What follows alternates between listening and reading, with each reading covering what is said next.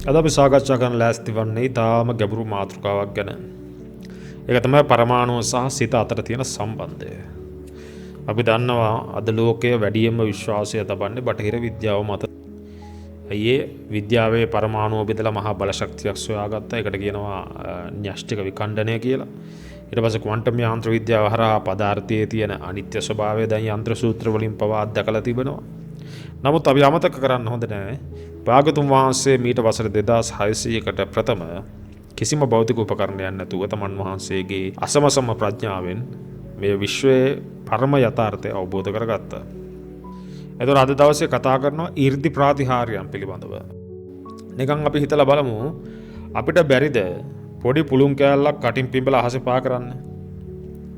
එතකොට පුළුන් කෑල්ල ගුරුත්වාකර්ෂණය පරද්දලා උඩ යන්නේ අපි කරන නිසා. එතකොට ඒක කලේ අපේ හිත. ඇයි හිත කියන්නේ? හිතෙන් ඇති වුණු මනාවකට අපේ කයේ වායෝ ධාතුව ක්‍රියාත්මක කරලා අපි විසින් තමයි හුණගේ යවුවේ පුළුන් කෑල්ල. ඒ වගේම අපිට පුළුවන් ඕනනම් යකඩ ලොකු බැරල් එකක් අපේ අත් දෙකෙන් උස්සලා ඔලුව උඩින් තියාගන්න. ඒක අපි කරලා තියෙනවා, අපිට කරන්නත් පුළුවන්. එතනදී සිද්ධ වන්නේ මොකද්ද? මේක උස්සන්නම ඕන කියන චේතනාව හිතේ පහළ වෙලා ඒ හිතේ ඒ බලය ස්නායු දිගේ අතේ මස් පිඩු තද කරලා ඒ භෞතික බර පොළවෙන් ඉහළට එසවීම සිදු වෙනවා. ඉතින් 이르දිය කියන්නේත් ඕකම තමයි. වෙනස තියෙන්නේ පරාසී රේන්ජ් එකේ වෙනසක් විතරයි. අපි සාමාන්‍ය විදියට හිතනකොට අපේ හිතේ පරාසය පොඩි.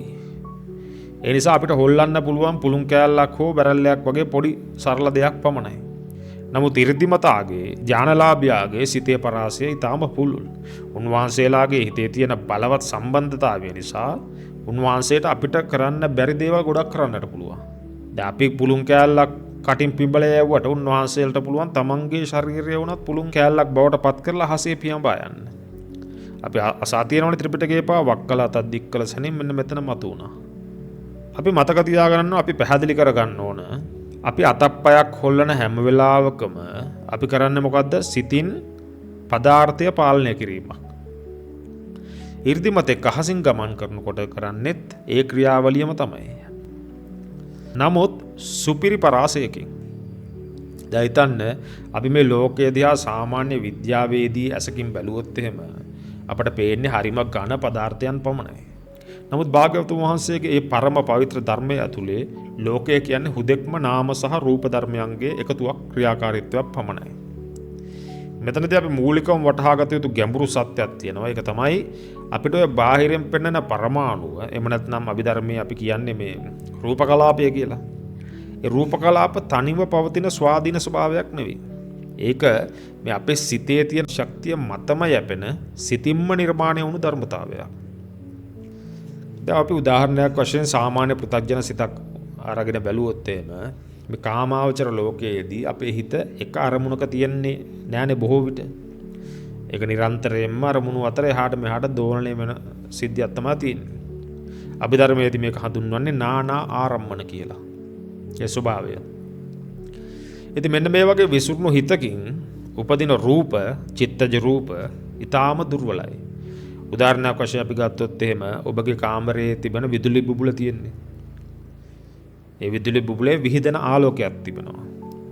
ඒ ආලෝක කිරණයන් හැම පැත්තටම විසිරලානේ තියෙන්නේ. ඒක නිසා තමයි අපිට මුළු කාමරයම දර්ශනය වන්නේ. ඒක තමයි අපේ අපේක්ෂාවත් ඒ විදුලි බුබුලෙන් තියෙන. නමුත් එහි ක්‍රියාකාරීත්වය දැකීම තුළදී අපිට පැහැදිලි වෙන දෙයක් තමයි ඒ විදුලි ආලෝකය ගමන් කරන රටාවන් වෙනස් එකිනෙකට ගමන් කරන වේගය වෙනස්.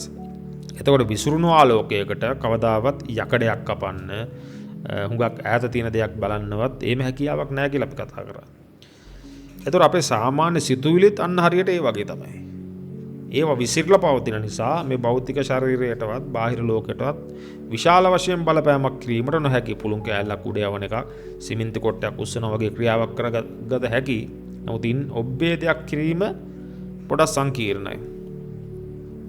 නමුත් යෝගාවචරයෙක් තමන්ගේ සමාධිය දියුණු කරලා විශේෂයෙන්ම අපි අද කතා කරන්නේ චතුර්ථ ධානය මට්ටමේදී. එතකොට ඒකාග්‍රතාවයේ උපරිම තලයකට පැමිණලා තමයි මේ පුද්ගලයා මෙතන වාසය කරන්නේ. එතකොට උපේක්ෂාවත් ඒකාග්‍රතාවයත් සහිත ධානාංග සහිත මූලික වෙච්ච හිත අතිශය බලවත් ස්වභාවයකට පැමිණෙනවා. නූතන විද්‍යාවේ සඳහන් කරනවා ශක්තියින්ගේ එකිනෙක බැඳුණු සමබරතාවය. මේකේ සංකල්පය සමග ඉතාම සමානයි වගේ අපිට දැක ගැනීමට හැකියාවක් තියෙනවා. දැන් විද්‍යාගාරයකදී තියුණු ලේසර් කිරණයක් හදන්න අපි හිතන්නකො බාහිරින් ඉතාම ලොකු විදුලි බලයක් දෙන්න ඕනනේ. අන්න ඒ වගේම දැන් අපි මේ කතා කරන 이르දිය කියන බල ශක්තිය ක්‍රියාත්මක කරන යතුරු තමයි සිතේ තියෙන ඒකාග්‍රතාවය. එතකොට ලේසර් කිරණයක සිද්ධවන්නේ ඒ ලේසර් කිරණයක පිටවන සියලුම ආලෝකාංශු සියල්ලම එකම දිශාවකට එකම වේගයකින් එකම රටාවකට ගමන් කිරීම. එතකොට මේ තරංග එක පිට එක වැටිලා ඉතා විශාල ශක්තියක් නිර්මාණය කරනවා. ඒ වගේම චතුර්ථ ධානය සිතක ඉපදෙන ජවන් සිත් පරම්පරාවත් ක්‍රියාත්මක වන ආකාරය අන්නර ආකාරයම තමයි. එතනදී පංච නීවරණ කියන බාධා සියල්ලම නැති වෙලා යනවා. එකම අරමුණක් ඔස්සේ ගලාගෙන යන සිතුවිලි ධාරාවක් පමණයි තියෙන්නේ. අන්න එතකොට ලේසර් කිරණයකින් බොහෝ දේවල් කරන්න හැකි වගේ ඉතා ප්‍රබල ශක්ති කදම්බයන් නිර්මාණය කිරීමට මේ යෝගාවචරයාටද මේ 이르දිලාභියාටද හැකියාව ලැබෙනවා. දැන් අපි මහා ප ဋ ාණය භාගතුන් වහන්සේ දේශනා කළ අරගෙන මේක තවදුරටත් පැහැදිලි කරගන්නවා නම් ධානසිතකුයි ඒ සිතෙන් උපදින රූපය අතර බලවත් සම්බන්ධතාවයක් උන්වහන්සේ පෙන්වා දෙනවා. එතකොට සහජාත ප්‍රත්‍යයට අනුව ධානසිත උපදින මොහොතේම අතිශය ප්‍රභාෂර වූ සියුම් රූප කලාප ඉපදෙනවා කියලා තමයි උන්වහන්සේ සඳහන් කරන්නේ. එතකොට සහජාත ප්‍රත්‍යයෙන් හිත බලවත් වෙන්න ඒකම ඉපදෙන රූපයත් ස්වාභාවිකවම බලවත් වෙනවා. යම් සිතුවිල්ලක් නැවත නැවත එක දිගට ඊතා වේගයකින් හටගන්න එකට තමයි ආසේවන ප්‍රත්‍ය කියලා කියන්නේ. එතකොට සාමාන්‍ය සිතක් ක්‍රියාත්මක වනකොට ජවන් සිත් 7ක් ඇති වුණාට ධාන සමාපත්තියකදී මේ ජවන් සිත් කෝටි ප්‍රකෝටි ගණනක් එකම අරමුණක අඛණ්ඩව පැවැත්වීමක් තමයි සිදුවන්නේ. එතකොට මේ ක්‍රියාවලිය තවදුරටත් අපිට විසඳ ගන්න ඕන නම් අපි භෞතික විද්‍යාවේ එන අනුනාදය කියන સિદ્ધාන්තය භාවිතයට ගැනීමට හැකි උදව්වක් කර ගැනීමට හැකි. ඔබ හිතන්න හමුදා සෙබළු පිරිසක් ලොකු පාලමක් උඩින් ගමන් කරනවා කියලා. හැමෝම එකම රිද්මයට පා තබන්නේ මාචින් එක. එතකොට මේ හැම පොඩි කම්පනයක්ම එකතු වෙලා යම්කිසි වෙලාවක හැකියාවක් තියෙන මුළු යකඩ පාලම කඩලා දාන්න. ආසේවන ප්‍රත්‍ය කියන්නේ අන්න ඒ වගේ දෙයක්. එකම ජවන සිතුවිල්ලක් නැවත නැවත ආසේවනය කරලා එකම රිද්මයකට පවත්වා ගත්තම හිතේ තිබෙන ශක්ති තරංගවල බලය අතිශයින්ම ඉහළ යාමක් සිදු වෙනවා. තවදුරටත් අපිට මේක විද්‍යාවෙන් ගලප ගන්න ඕන නම් තර්මොඩයිනමික්ස් නියමයන්ට අනුව ඕනෑම සංවෘත පද්ධතියක තිබෙන පිළිවෙල කාලයත් එක්ක අඩු වෙලා විසිරුණු ස්වභාවය වැඩි වෙනවා කියලා තමයි උන් හඳුන්වන්නේ. සාමාන්‍ය මිනිස් සිතෙත් ඒකම තමයි ක්‍රියාත්මක වන්නේ. අපේ මනස කොයි වෙලෙත් අරමුණු සොයමින් විසිරලා යන එකනේ කරන්නේ. ශක්තිය වැය කරමින් විසිරලා යනවා. නමුත් සමාධි ප්‍රත්‍ය ක්‍රියාත්මක වෙනකොට මේ ක්‍රියාවලිය සම්පූර්ණයෙන්ම අනිත් පැත්ත ගහනවා. හිත එකඟ වෙලා එකම අරමුණක පිහිටියාම අර හිතේ විසිරලා තියෙන ස්වභාවය නැති වෙලා ගිහිල්ලා ශක්තිය නාස්ති වෙන කවම වෙලා ඊටාම සුපිරි තත්වයකට පත්වීම සිදු වෙනවා. ඔක නූතන විද්‍යාවේ තියෙනවා සුපර් කන්ඩක්ටර් කියලා සංකල්පයක්. විද්‍යාඥයෝ හොයාගෙන තියෙනවා යම් පදාර්ථයක් අයිස් මිදෙන උෂ්ණත්වයට වඩා ගොඩක් අඩුවට සිසිල් කරාම ඒකේ තියෙන පරමාණු සියල්ලම ඔක්කොම එකට එකතු වෙලා තනි සුපිරි පරමාණුවක් නිර්මාණය කරනවා. අන්නේ මූල ධර්මය අපිට සමාධියට ආදේශ කරලා බලන්න පුළුවන්.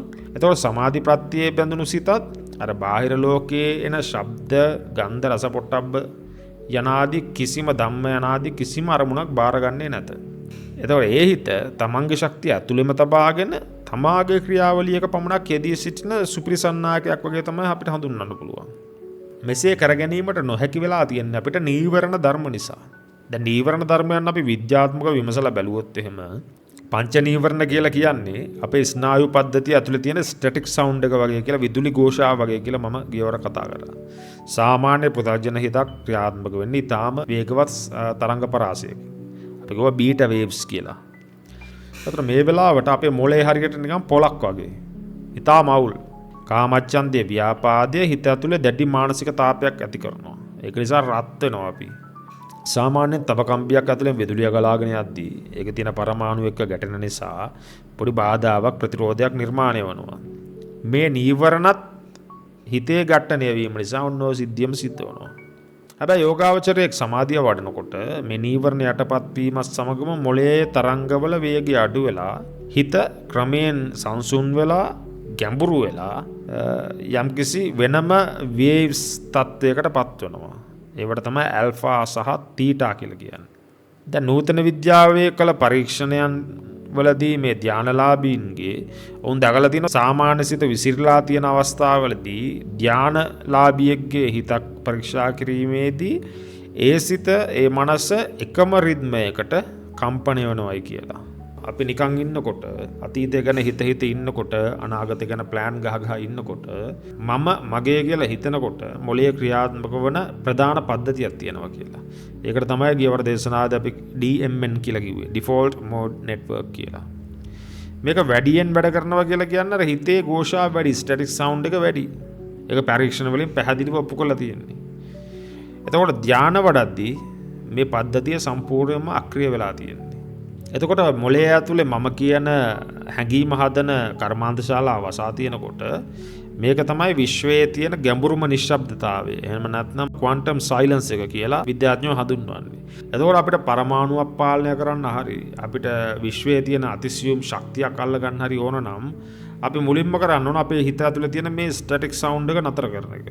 එතකොට භාගතුන් වහන්සේ දේශනා කර උපේක්ෂාව සහ ඒකාග්‍රතාවය අපි උදාහරණයකට අරගෙන බැලුවොත් එම්ම උන්වහන්සේ දේශනා කරපු ඒ පිරිසුදු ස්වභාවය ගැන තමයි මේ විද්‍යාවේ මෙහෙම සඳහන් කරන්නේ. ඇත්තටම මෙතනදී ඊටාම තීරණාත්මක සාධකයේ වෙන්නේ ප ဋ ාණ මහපකරණයේ එන ඉන්ද්‍රිය ප්‍රත්‍ය සහ අධිපති ප්‍රත්‍ය. ඔබ දන්නවා ඇති අද කාලේ බටහිර විද්‍යාඥයෝ ආලෝක අංශු පාවිච්චි කරලා කරපු ඩබල් ස්ලිට් එක්ස්පෙරිමන්ට් කියන එක. ඒ පරීක්ෂණයෙන් පවා වුන් සොයා ගන්න දේ තමයි කවුරුත් බලන්නේ නැති වෙලාවට තරංගයක් වගේ ඔහි පැතිරලා තිබෙනවා ශක්තිය. නමුත් නිරීක්ෂකයෙක් ඇතිවෙච්ච ගාම්ම අංශුවක් වගේ හැසිරෙන්න පටන් ගන්නවා. දැන් අපි කියන්නේ අපේ ඔළුව පිටිපස්ස අපිට පේන්නේ නැහැ කියලා. ඔළුව පිටිපස්ස සකස් වෙලා නැහැ. අපි බලනකොට ඔළුව පිටිපස්ස වෙන සකස් වෙලා තියෙනවා. එතකොට අපි දකින්න ඕන ධානසිතකින් රූපමවන ක්‍රියාවලිය තේරුම් ගන්න මේක තමයි සුදුසුම සමාන්තරය කියලා. අපි හිතමු චුල්ලපන්තක මහරහතන් වහන්සේ 4 වෙනි ධානයට සමවැදිලා විශ්වයේ ඉන්න ප්‍රබලම නිරීක්ෂකයා බවට පත් වෙලා මම බොහෝ වෙම්වා කියලා අදිෂ්ඨානය කරපු ගමන්ම මොකද්ද උනේ? විශ්වයේ විසිරලා තිබුණු ශුද්ධාෂ්ටක මූලික රූප කොටස් උන්වහන්සේගේ හිතේ බලයට අනුව අනුපිළිවෙලට සකස් වුණා. මේක නූතන විද්‍යාවේදී හඳුන්වා දෙන්නේ සුපර්පොසිෂන් කියලා, අදිස්ථාපනය කියලා. විද්‍යාඥයෝ කියනවා ක්වොන්ටම් ලෝකයේ ඉලෙක්ට්‍රෝනයකට පුළුවන්ලු එකම වෙලාවක තැන් කිහිපයක පවතින්න. සාමාන්‍ය හිතකට මේක කරන්න බැරි වුණාට චුල්ලපන්තක හාමුදුරුවන්ගේ ධානා සිතට පුළුවන් වුණා අර පැවතීමට තියෙන ඉඩකඩවල් දහසක් එකම වෙලාවේ ඇත්තම භෞතික යථාර්ථයක් බවට පත් කිරීමට. එකම වස්තුවක් එකම වෙලාවක අවස්ථා දහසක පිහිටවන්න. ඔබ හිතන්න ඒ දහසක් පිහිටුවන්නට තරම් උන්වහන්සේගේ සිතේ ඒ වෙලාවේ තිබුණු සම්බද්ධතාවය කොපමණ ප්‍රබලද කියලා. මේමනේ උනේ උන්වහන්සේට මූලදී ගාථාවක් මතක තියාගන්න බැරි වුණා. උන්වහන්සේගේ සිත ගලාගෙන ගියේ දැඩි තීන මිද්ද ස්වභාවයක. විද්‍යාත්මකව මේ තීන මිද්ද දිහා බැලුවොත් එහෙම ඔවුන් මේක හඳුන්වන්නේ අධික අවුල් සහගත බව, high entropy කියලා. භාගතුන් වහන්සේ උන්වහන්සේට ලබා දුන්න කමටහන තමයි රජෝහරණන් කියකි ඉන්න. සුදු රෙදි කඩක් දීලි වෙලා කිව්වා මේක අතුල්ල ඉන්න එළියට වෙලා කියලා. එතකොට උන්වහන්සේට මොකද්ද වෙන්නේ? යථාර්ථය විදර්ශනා වෙනවා. සුදු රෙදි කඩට අතේ තියෙන කුණු දූවිලි වැටෙනවා. උන්වහන්සේ යනවා ප්‍රභවය ස්ථානයට. ප්‍රභව ස්ථානයට කියලා කියන්නේ සමස්තයේ ආරම්භක ස්වභාවයට. මේ ප්‍රභාස්වර චිත්තය දිහාවට උන්වහන්සේ ගමන් කිරීම මත සිහියේ උපරිම ස්වභාවයකට උන්වහන්සේ පැමිණීම තමයි එතනදී සිදුවන්නේ. එතරදී අපේ පැත්තේ විද්‍යාත්මක බැලුවොත් එහෙම අපි අර මානසික ഘോഷාව 100%ම නතර වුණා එක මොහොතකදී. හිත සම්පූර්ණයෙන්ම පිරිසුදුයි. ලේසර් කිරණයක් ගැන අපි කතා කරේ. අන්නේ ලේසර් කිරණය වගේ ඊටාම තියුණු ස්වභාවයක්. එතනට පැමිණි සැනින්ම උන්වහන්සේට ධානා බලය පිළිබඳ හොඳ අවබෝධයක් ලැබුණා. තවදුරටත් අපිට මේ වගේ භෞතික ලෝකය පාලනය කරපු අවස්ථාවක් ගත්තොත් එහෙම අපේ මොග්ගල්ලාන තෙරුන් මුගලන් හාමුදුරුවෝ අපි ආලා තියෙන සක්දෙවිඳුගේ වේජන්ත ප්‍රසාදය සොලවලා ඒ සක්දෙවිඳුන්ට අනිත්‍යතාවය පිළිබඳ පොඩි අවබෝධයක් ලබා දුන්නා කියලා. කියන සක්දෙවිඳු අනිත්‍යතාවයක් ගැන කල්පනා කරන්නේ නැතුව ඊටාම උද්දාමයෙන් භාගතුන් වහන්සේට ආනන්ද හාමුදුරන්ට ඇවිල්ලා ඔහුගේ මාලිගාව බලන්න ලස්සනයි බලන්න මෙහෙමයි කියලා ආඩම්බර වදන් දීලා තියෙනවා. එතකොට මොග්ගල්ලාන හාමුදුරුවෝ කරේ මොකද්ද? කම්පනයක් ඇති කරලා මුළු මාලිගාවම සොලවලා දැම්මා. එතකොට ඒක කරන්න උන්වහන්සේ කිසිම භෞතික උපකරණයක් පාවිච්චි කරේ නැත. එහෙනම් උන්වහන්සේ කරේ කොහොමද? මෙතනදී ක්‍රියාත්මක වන්නේ භෞතික විද්‍යාව අනුව අනුනාදය. අනුනාදය කියලා කියන්නේ මොකද්ද? ඕනාම වස්තුවකට ඒකටම ආවේනික වුණ ස්වභාවික කම්පන රටාවක් තිබෙනවා. අන්නේ රිද්මයට සමාන රිද්මයකින් පොඩි බලයක් දුන්නොත් ඒ මහා වස්තුව දැවැන්ත විදියට පැද්දෙන්න හරි කැඩලා වැටෙන්න හරි පුළුවන්. එතකොට මොග්ගල්ලාන හාමුදුරුවෝ කරේ මොකද්ද? අර ප්‍රසාදයේ හැදලා තිබුණු රූප කලාප එහෙම නැත්නම් පරමාණුක සමූහය ඇතුළේ තියෙන පටවි ධාතුවේ ස්වභාවය තමන් වහන්සේගේ පායැඟිල්ලෙන් සමාධි බලය නිරීක්ෂණය කරා මුලින්ම. ඊට පස්සේ උන්වහන්සේ ප්‍රසාදයේ පරමාණු වල තියෙන වායෝ ධාතුව තමන්ගේ ධානසිතේ ශක්තියත් එක්ක එකම රිද්මයකට පත් කරගෙන ඒ හිතේ තරංගයයි ප්‍රසාදයේ පරමාණුක කම්පන රටාවයි දෙක එකම ටෝන් එකට ආවයින් පස්සේ පයංගිල්ලෙන් පොඩි තට්ටුවක් දැම්ම විතරයි. කම්පන දෙකක් එකට සෙට් වුණාන් පස්සේ පිපිරීම සිද්ධ වෙනවා. ඒ වගේම අපි අහලා තියෙනවා මසුරු කෝසිය සිටුවරයා দমনය කිරීම සඳහා මොග්ගල්ලාන තෙරුන් අහසට ගිහිල්ලා තමන්ගේ ශරීරයෙන් දුම් සහ ගිනි පිට කරයි කියලා. විද්‍යාවට අනුව තාපය කියන්නේ වෙන මොකක්වත් නෙවෙයි. පරමාණු හරි අණු හරි වේගයෙන් චලනය වීමක් පමණයි. යම් වස්තුවක පරමාණු වේගයෙන් කම්පණය වෙද්දී ඒකේ උෂ්ණත්වය ඉහළ යාම සිද්ධ වෙනවානේ. උන්වහන්සේ මෙතනදි කරේ හතරවෙනි ධානසිතේ බලය පාවිච්චි කළා අවට තියෙන වායු අංශු සහ තමන් වහන්සේ වටේ තියෙන පරමාණු වල තේජෝ ධාතුව මෙනෙහි කිරීම. එතකොට හිතේ ශක්තියෙන් චිත්ත ශක්තියෙන් ඒ පරමාණු වල කම්පනය එකපාරට වැඩි කරා. ඒක හරියට අද කාලේ විදුලි උඳුනකින් වතුර අංශු වේගයෙන් කම්පනය කරලා රත් කරලා දුම දාන්නේ කේතලෙන්. එතකොට ඒ අනුව ධානසිතේ ශක්තියෙන් පරමාණුක කම්පනය වැඩි කරලා ගින්නයි දුමයි නිර්මාණය කිරීම විය හැක්කා. ඊටත් අමතරව අපි තව කතාවක් ගත්තොත් එහෙම පිළින්ද වච්ච මහරහතන් වහන්සේගේ. උන්වහන්සේ දවසක් රජමාලිගාවකට ගිහිල්ලා බිම්බිසාර රජතුමාගේ මේ මාලිගාව රන්වන් පාටින් බබලේවා කියලා අදිෂ්ඨානයක් කරා කියලා සඳහන් වෙනවා. මේක විද්‍යාත්මකව බැලුවොත් ඊටාම පුදුම හිතන සිද්ධියක්. මොකද පරමාණුක පරිවර්තනයක් තමයි උන්වහන්සේ මෙතනදී සිදු කරන්නේ. එතන මෙතන අපි ගලපල බැලුවොත් එහෙම උන්වහන්සේ මෙතනදී කරලා තියෙන්නේ පීත කසීනය පටවි කසීනයට සමවැදිලා මේ මාලිගාව රන් වේවා කියලා දැඩි අදිෂ්ඨානයක් සිදු කිරීම. එතකොට මේ දැඩි අදිෂ්ඨානය සිදු කිරීම ගැන පොඩ්ඩක් කතා කරොත් පිරිස් හිතන්න පුළුවන් ඔය දැන් මේ වෙනකොටත් ධාන වලට ක්‍රියාත්මක වන බොහෝ පිරිස් ඉන්නවා මේ ලංකාව පුරා. මේ ධානයන් අත්දැක බැලීමට උත්සාහ කරන. ඒ පිරිස් වලට මම පොඩි පණිවිඩයක් දෙන්නම් අපිට අදිෂ්ඨානයක් කරන්න ඕන නම් ඒ කියන්නේ අපිට යම්කිසි දෙයක් අපි හිතමු බාහිරේ තියෙන දෙයක් හරි අපිට පාලනය කරන්න ඕන නම් හරිද? අපි කියන්නේ යම්කිසි සැලවීමක් හෝ මාකරයක් අපි මුලදී උත්සාහ කරාදී වගේ සිද්ධියන්න කරන්න ඕන නම් අර එක දිගටම මේක හෙලවෙන්න මේක අයින් වෙන්න මේක විසි වෙන්න එම කිය ඉන්න අවස්ථාවක් නැහැ. ඔබ කරන්න ඕනේ එක තැනකට ලේස පොයින්ට් එක වගේ හරියටම අපිට අවශ්‍ය දේ එක තැනකට ගෙනල්ලා එක පාරක් කිව්වනම් හොඳට බෑ. එක පාරක් හිතුවනම් ඇති ඒක. මේක මෙතනින් ඉවත් වෙන්න. එක පාරයි. ඒක කියන්නේ අපි කිසිම සැකයක් නැතුව. අන්න එතකොට මම මේ පොඩි නිකන් උදාහරණයක් කිව්වේ මේ ප්‍රැක්ටිස් කරන කට්ටියට ප්‍රායෝගිකව වඩන්න උත්සාහ කරන කට්ටිය ඉන්නවනේ බොහෝ පිරිස්. ඒ පිරිස් වලට පොඩි අවවාදයක් දුන්නේ.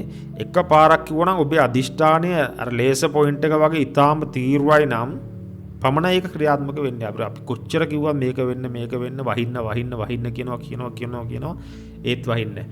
නමුත් කෙනෙක් ඇවිල්ලා එක පාරට කියනවා වහින්න. කියපු ගම එක පාරට වහින්නේ. අන්න ඒ වගේ. අදිෂ්ඨානයේ ප්‍රශ්නයක් තියෙන අපේ අර ફોකස් එකේ ප්‍රශ්නයක් තිබෙන්නේ උතන. අන්න ඒකයි චතුර්ථ ධානයේදී තියෙන විශේෂත්වය. එතකොට දැන් මේ සිද්ධියේදී රහතන් වහන්සේ කෙනෙක් දැන් මේක කරන්නේ. එතකොට උන්වහන්සේගේ ප්‍රභාෂවර සිතේ තිබෙන චිත්තජ රූපවල බලපෑම නිසා බාහිරයේ තිබුණු පටවි ධාතුව తాවකාලිකව රන් ස්වභාවයකට හැරෙනවා.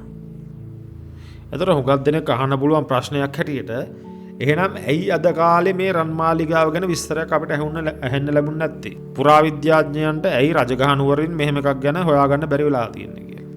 එතකොට මට සරල උත්තරයක් කියන්න පුළුවන්. රත්තරන් මාලිගයක් තියා රත්තරන් වලල්ලක්වත් තියලා තියන්න බෑ. ඒක දැන් මේ කාලේ මෙච්චර කාලයක් අවුරුදු 2600ක් ගිහලා ඉතුරුලා තියෙද ඔබ කියන්නේ? මම එහෙම උත්තරයක් දෙන්න උත්සාහ කරන්නේ නෑ. මම කියන්නම් මෙහෙම කතාවක්. මොකද්ද? අපි දකින සාමාන්‍ය රත්තරන් තියෙනවනේ අපි පාවිච්චි කරන. ඒක ඇවිල්ලා උතුජ රූපයක්. ඒ කියන්නේ පරිසරයේ දේශගුණික තත්ත්වයේ සමග ක්‍රියාත්මක වෙලා නිර්මාණය වන උතුජ රූපයකින් නිර්මාණය වන රත්තරන් කියන එක.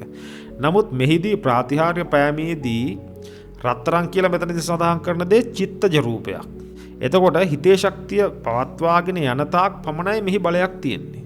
එතකොට රහතන් වහන්සේගේ අදිෂ්ඨාන කාලය ඉවර වෙච්ච හැටියේ මේ රත්තරන් නැති වෙලා යනවා.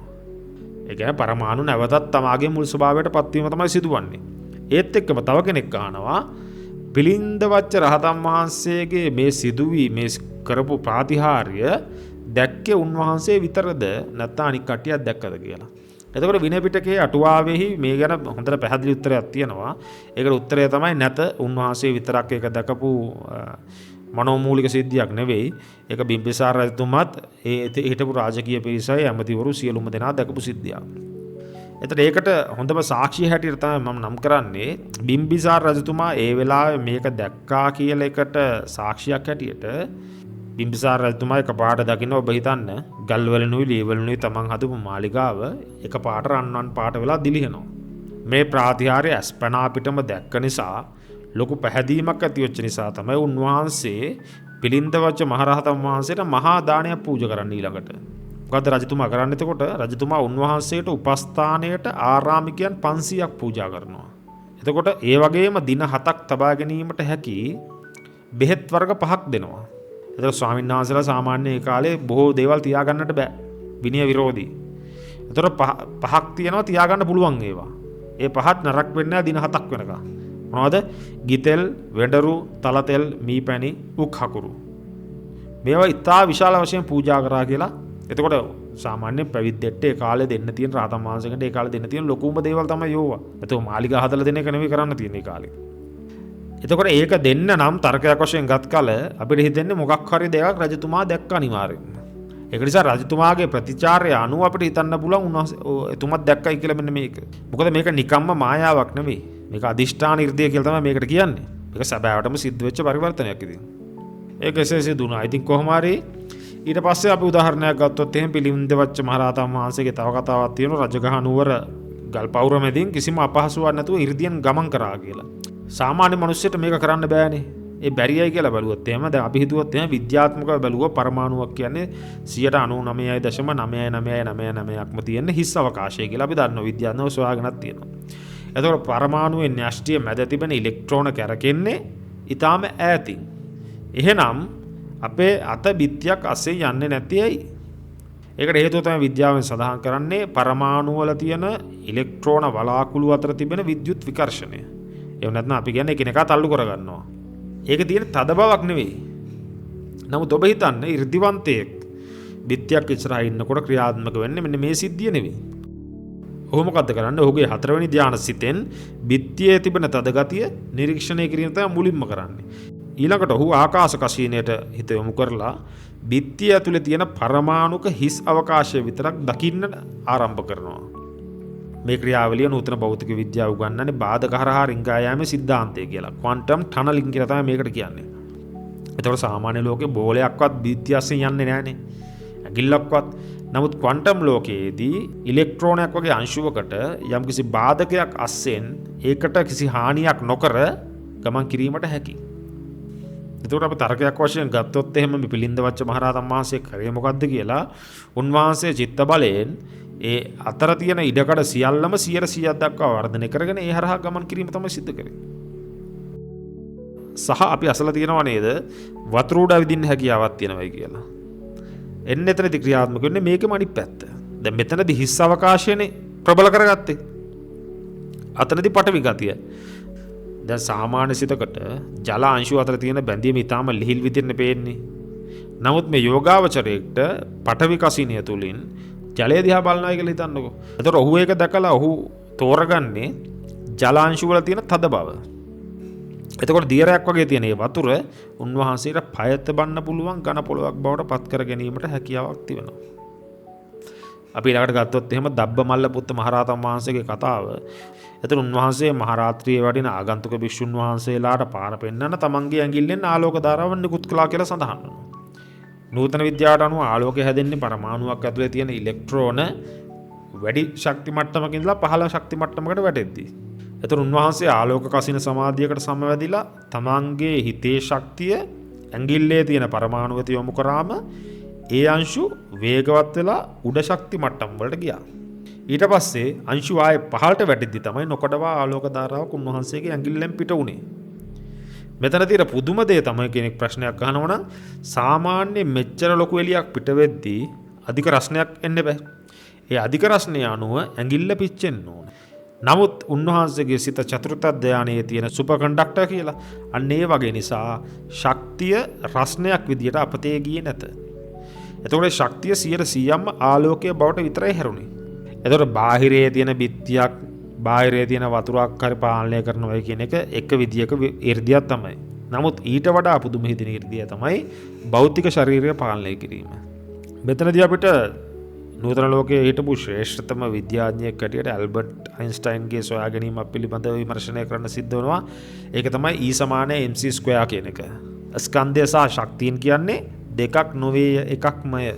이르දිවන්තයෙක්ට අහසින් යන්න නම් ඉස්සෙල්ලම කරන්න ඕන ශරීරයේ බර නැති කරගන්න එකනේ. සාමාන්‍ය අපේ ශරීරයේ වැඩියෙන්ම තියෙන්නේ පටවි ධාතුව. හැබැයි 이르දිවන්තයෙක් ලහු සංඥාව එහෙම නැත්නම් සැහැල්ලු භවයේ සංඥාව වඩද්දී ඒ පුද්ගලයා තමන්ගේ හිත අතිශය සැහැල්ලු පාවෙන ස්වභාවයකට පත් කර ගැනීම තමයි මූලිකම සිදු කරන්නේ. එතකොට මේ හිත අනන්තර ප්‍රත්‍ය හරහා ඇඟේ තියෙන රූප කලාප වලට බලපෑම් සිදු කිරීම ආරම්භ කරනවා. විද්‍යාත්මක බැලුවොත් මේක නිකන් ස්කන්ධය අඩු කිරීම වගේ දෙයක්. නූතන විද්‍යාව කියන්නේ වස්තුවකට බරක් එන්නේ හිග්ස් ක්ෂේත්‍රයක කරන ගනුදෙනුවක් නිසා කියලා. හිග්ස් ෆීල්ඩ් ඉන්ටරැක්ෂන් කියලා තමයි ඒකට කියන්නේ. එතකොට ලහු සංඥා වැඩූ හිතට පුළුවන් ඇඟේ පරමාණු වලයි අර බර ලබා දෙන හිග්ස් ක්ෂේත්‍රයයි අතර තියෙන බැඳීම් ලිහිල් කරන්න. එතකොට ශරීරයේ තියෙන ඝන ස්වභාවය යටපත් වෙලා තරංග ස්වභාවයක් මතුවීම සිදු වෙනවා.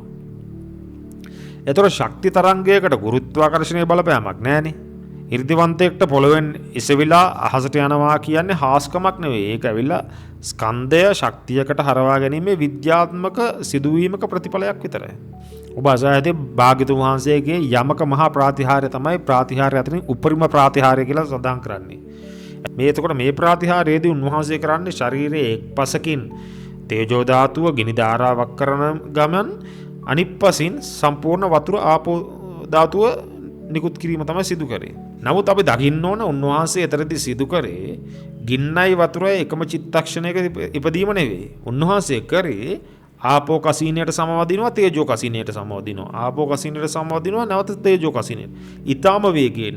දැන් මේක යම් කෙනෙක් ප්‍රගුණ කරා නම් ප්‍රගුණ කරපු කෙනාට මේක අතර වේගයෙන් යන එක මහ වැඩක් නෙවෙයි. ඉතින් උන්වහන්සේ වගේ කෙනෙක්ට මේක කරන්නේ ඇත්තටම උන්වහන්සේ විතර ඒක කරන්න පුළුවන් හැකියාව තිබුණේ. ඊටාම වේගයෙන් කරනවා. ඒ වේගය වැඩි නිසා පේන්නේ දෙකම එකට සිද්ධ වෙනවා වගේ. ඒතර උන්වහන්සේ ඇත්තටම කරේ මේක යථාර්ථය බැලුවොත් එහෙම රූප කලාප වලට සිදු කරපු බලපෑමක්. දැන් අපි කතා කරේ ගිනි පන්දමක් වේගෙන් කරකවනකොට ගිනි වලල්ලක් වෙන කතාව. අන්න ඒ වගේ තමයි භාගතුන් වහන්සේ කෙනෙක්ගේ චිත්ත වීතිවල වේගය කොච්චරද කියනවා නම් බලාගෙන හිටපොයට පේන්නේ අර ගින්නයි වතුරයි විතරයි. ඒකනේ බුද්ධත්වයේ කියන එක පරම දුර්ලභ. උන්වහන්සේලා තනිවම මේ ධර්මය වටහා ගන්නට හේතුව තමයි උන්වහන්සේලාගේ චිත්ත චෛතසිකයන් වැඩ කරන වේගය. චිත්තක්ෂණය අල්ලා ගන්නවා කියන එක උන්වහන්සේ අපිට තරම් අමාරු නෑ උන්වහන්සේලාට. එතකොට උන්වහන්සේ කාලයයි අවකාශයයි ඇතුලේ හිතේ වේගය මගින් පදාර්ථයේ අභිභවා යාමක් තමයි සිද්ධ කරේ. නමුත් ඔබ තේරුම් ගන්න ඕන මම මෙතනදී පැහැදිලි කරා යම් කිසි කරුණු ටිකක්. ඒ කරුණු වාස්තේ තිබුණ තමයි හිත දියුණු කරලිවලා පරමාණු පාලනය කරන හැටි, අහසින් යන හැටි, විශ්වයේ භෞතික නීති පරද්දන හැටි යන ආදී විවිධ දේවල්. නමුත් භාගතුන් වහන්සේගේ ධර්මයේ අරමුණ මේකද? නැත. එතකොට අවසාන වශයෙන් අපි තේරුම් ගන්න ඕන දෙයක් තමයි මේ බලය සහ විමුක්තිය කියන්නේ හසට පොළොව වගේ ලොකු වෙනසක් තියෙන දෙකක්. අභිධර්මයට අනුව හැම 이르දි ප්‍රාතිහාර්යයක්ම අයිතිවන්නේ සංකත ලෝකයට. ඒ කියන්නේ හේතුන්ගෙන් හැදුණු ඒ වගේම වෙනස් වෙන ලෝකයකට. 이르දිවන්තයාට පරමාණුව නටවන්න පුළුවන් වුණාට ඔහු තවමත් ඉන්නේ මේ හේතුඵල දාමයේ ඇතුළෙම තමයි. ඒ කියන්නේ ඔහුට පරමාණුවෙන් නිදහස් වෙන්න බෑ. ඒක නිසා යෝගාවචරයේ අවසාන ඉලක්කය වෙන්න ඕන මේ සංකත ධාතුව පාලනය කිරීම නෙවෙයි. ඒක රැඳිලා ඉන්නකවත් නෙවෙයි. ඒ පුද්ගලයාගේ අරමුණ විය යුත්තේ අසංකත ධාතුව. නිවන. විද්‍යාත්මක මේක පැහැදිලි කරොත් එහෙම මේක හරියට ශක්තිය දවල ඉවරයක් කරනවා වගේ. විශ්වයේ තියෙන ඕනෑම පද්ධතියක්, ඒ කියන්නේ අපේ හිත හරි, කය හරි වැඩ කරන්න ශක්තිය වැය වෙනවනේ. සංසාරය කියලා කියන්නේ හයි එන්ට්‍රොපි තත්ත්වයක්. තණ්හාව කියන ඉන්ධන සැපයුම් තියනකම් හිත කියන පද්ධතිය ඇතුලේ මහා අවුලක් රස්නයක් තිබෙනවා. මේක තමයි දුක. හැබැයි නිවන් කියන්නේ zero entropy. හිතේ තියෙන තණ්හාව නැති වුණාම පද්ධතියට ලැබෙන ශක්තිය එන හිටිනවා. මේක යම්කිසි පද්ධතියක එන්ට්‍රොෆිය බිඳුවක් වෙලා පරම නිශ්චලතාවයකට පත් වෙනවා වගේ වැඩක්. එතන තවදුරටත් නිරීක්ෂකෙක් නැහැ. නිරීක්ෂණය කරන්න දෙයක්වත් නැහැ. තියෙන්නේ පරම ශාන්තිය පමණයි. මේක තමයි භාගතුන් වහන්සේ වදාළේ විඥානස්ස නිරෝධේන එත්තේතං උපරුජ්ජති. විඥානස්ස නිරෝධෝ කියලා කියනකොට නිරීක්ෂකයා නිරුද්ධ වීම. උතුම් විමුක්තිය. මේකට දිය හැකි හොඳම ඓතිහාසික සාක්ෂිය තමයි 이르දිමතුන් අතර අග්‍ර වුණ මොග්ගල්ලාන මහරහතන් වහන්සේගේ පරිනිර්වාණය. අතර උන්වහන්සේට ඕන වුණා නම් තමන්ගේ මනස ලේසර් කිරණයක් වගේ කරලා තමාගේ දැක්ම මුළු පෘථිවිය උන පෙරලා දාන්න බලයක් තිබුණා. නමුත් හොරු ඇවිත් ගහද්දී උන්වහන්සේගේ 이르දිය නහසට පැනලා ගියෙත් නැහැ, හැංගුනේත් නැහැ. දෙපාරක් උත්සාහ කරා කියලා සඳහන් වෙනවා. නමුත් උන්වහන්සේ තේරුම් ගත්ත පරම සත්‍ය තමයි සිත බලවත් කරලා පරමාණු පාලනය කරන්න පුළුවන් වුණත් පරමාණු වල ස්වභාවය වුණ ඇති වෙලා නැති වෙලා යන ස්වභාවය නතර කිරීමට නොහැකිය. පරමාණුවක් බිඳලා මහා බල ශක්තියක් ගන්න පුළුවන් තමයි. හැබැයි මම කියන දෘෂ්ටිය බිඳලා දැම්මොත් ඊට වඩා අනන්ත ගුණයකින් බලවත් වුණ විමුක්ති සුවය ලබන්නට පුළුවන්. එතකොට භාගතුන් වහන්සේ ලෝකෙට කියලා දුන්නේ පරමාණුව පාලනය කරලා සසරේ රැඳිලා ඉන්න තාක්ෂණයක් ගැන නෙවෙයි. පරමාණුවෙන් නික්මවා ගිහිල්ලා සසරින් එතර වන ප්‍රඥාව.